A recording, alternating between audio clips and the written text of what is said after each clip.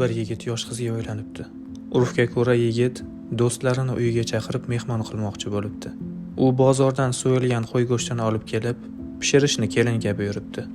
Kelin go'sht pishirishni bilmasligini aytganida yigitning jahli chiqib, kelinni buyumlari bilan birga otasining uyiga yetaklab boribdi.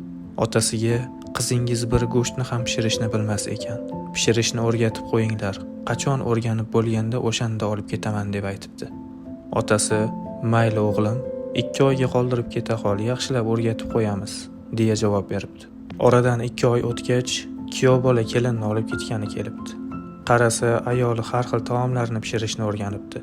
Xursand bo'lib qizni olib ketmoqchi bo'lganida, qaynotasi unga pichoq tutqazib, "Kuyov, mana shu qo'yni so'yib bersangiz, qizim bizga shirin taom tayyorlab beradi."